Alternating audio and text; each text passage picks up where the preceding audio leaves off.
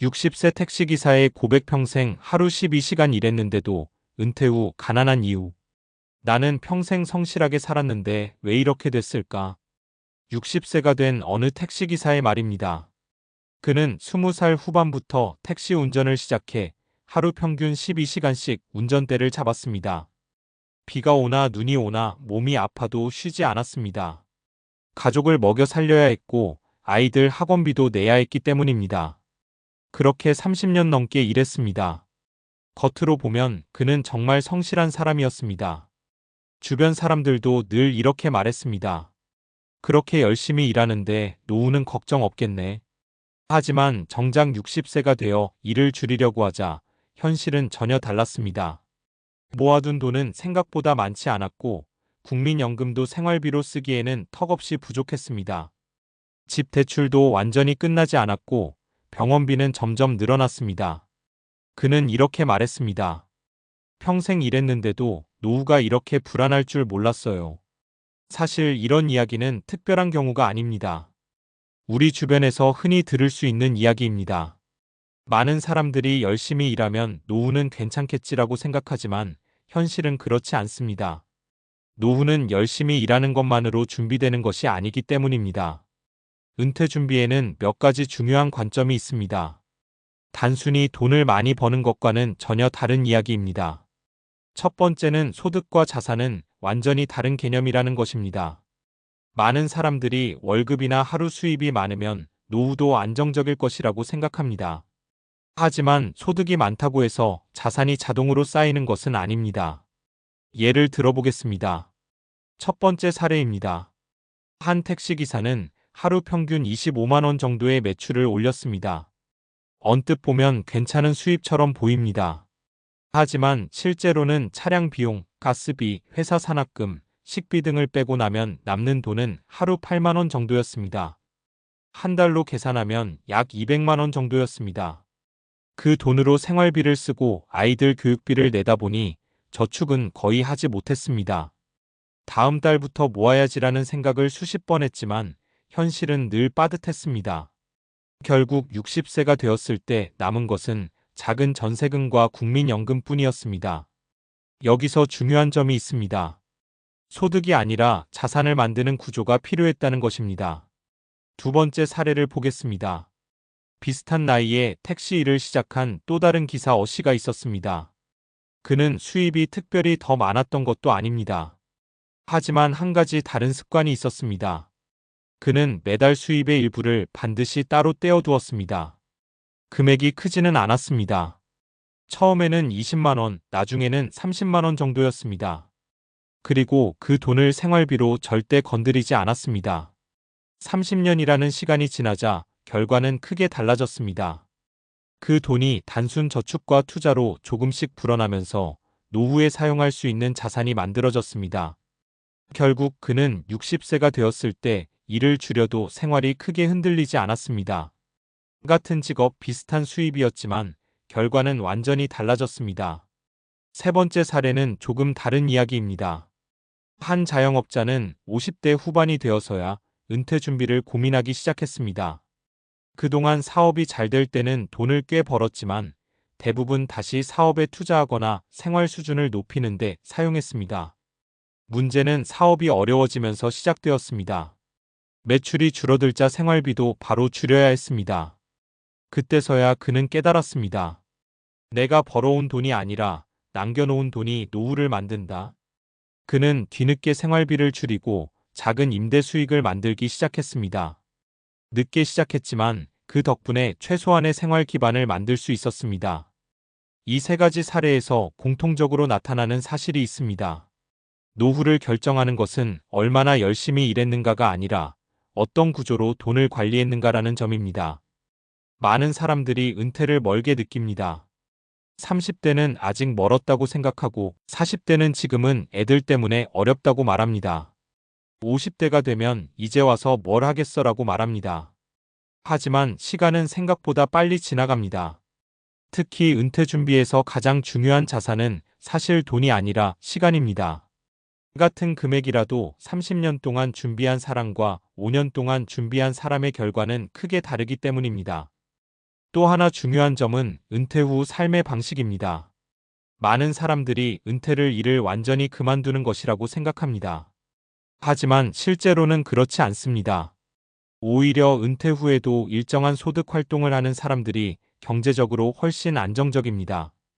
요즘은 이를 세컨드 커리어라고 부르기도 합니다. 작은 가게를 하거나 취미를 활용한 일 혹은 파트타임 일자리 등 다양한 방식이 있습니다. 중요한 것은 은퇴 후에도 소득이 완전히 0이 되지 않도록 구조를 만드는 것입니다. 처음 이야기로 돌아가 보겠습니다. 60세 택시기사는 이렇게 말했습니다. 다시 돌아간다면 돈을 더 벌려고만 하지 않았을 겁니다. 조금이라도 남기려고 했을 겁니다. 이 말은 많은 것을 생각하게 합니다. 우리는 흔히 열심히 살면 된다고 배워왔습니다. 물론 성실함은 중요합니다. 하지만 노후 준비에서는 그것만으로 부족합니다. 노후는 어느 날 갑자기 준비되는 것이 아니라 아주 작은 선택들이 오랜 시간 쌓여 만들어지는 결과이기 때문입니다. 오늘 한번 스스로에게 질문해 보면 좋겠습니다. 지금 내가 하고 있는 일은 단순히 돈을 버는 구조인지 아니면 미래를 만드는 구조인지 말입니다.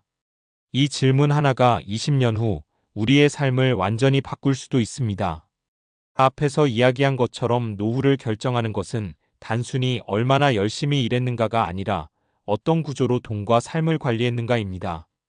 그런데 여기서 많은 사람들이 놓치는 중요한 사실이 하나 있습니다. 바로 인간의 심리와 행동 방식이 노후 준비에 큰 영향을 미친다는 점입니다. 경제학자들과 행동과학자들은 오래전부터 이 문제를 연구해 왔습니다. 특히 행동경제학에서는 사람들이 왜 미래보다 현재를 더 중요하게 생각하는지 설명하는 개념이 있습니다. 바로 현재 편향 커런트 바이어스이라는 것입니다.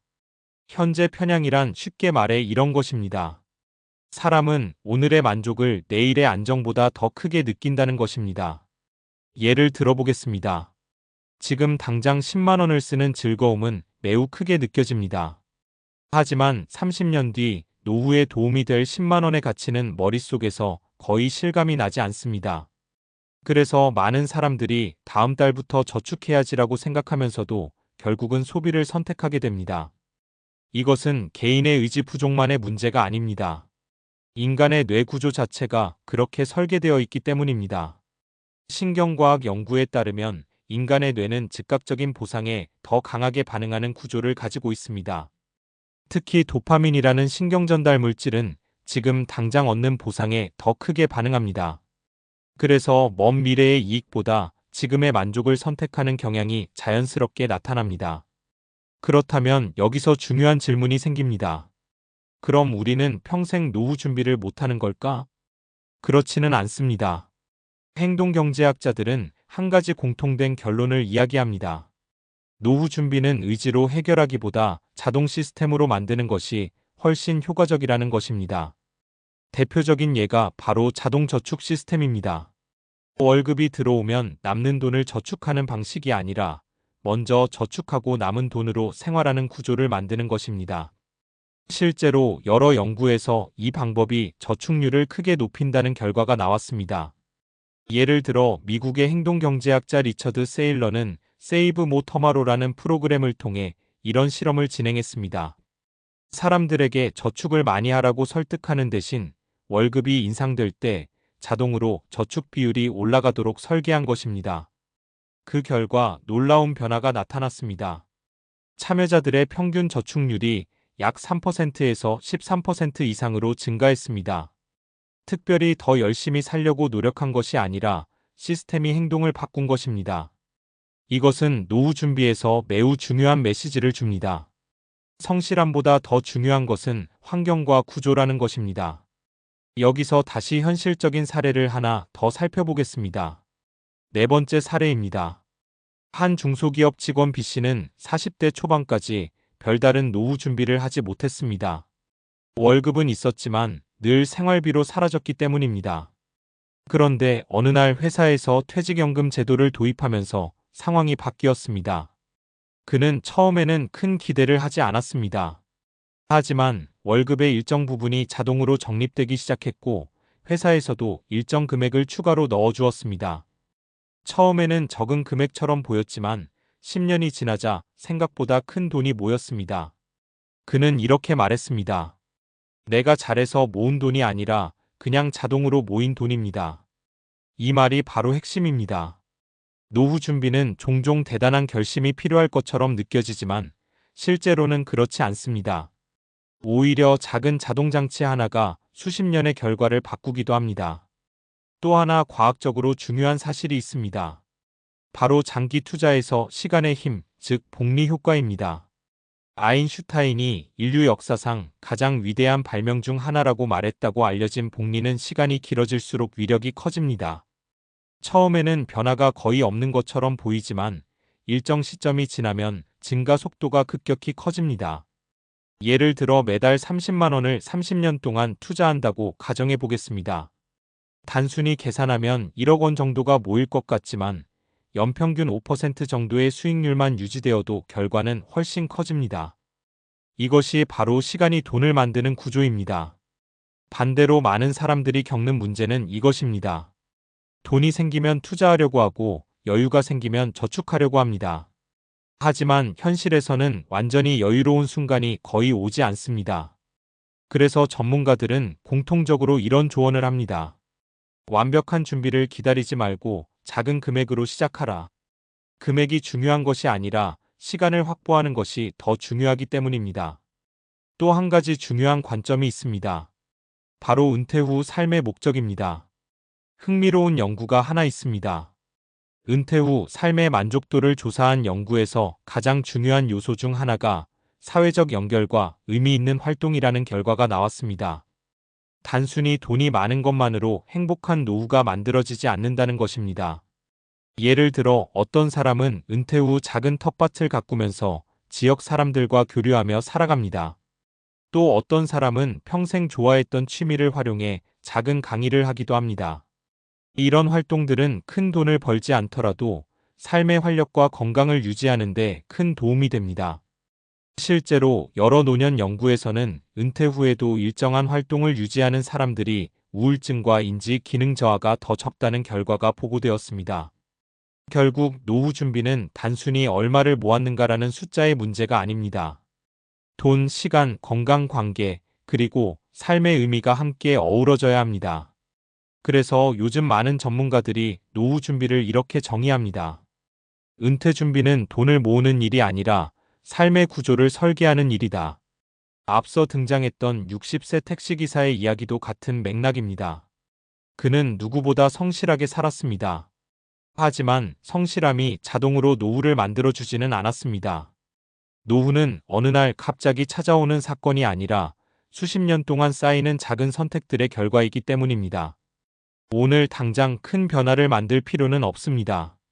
하지만 한 가지 작은 질문은 꼭 던져볼 필요가 있습니다. 지금 내가 하는 선택이 오늘을 위한 선택인지 아니면 미래까지 이어지는 선택인지 말입니다. 그 질문 하나가 결국 10년 후, 20년 후 우리의 노후 모습을 조금씩 바꾸기 시작할지도 모릅니다.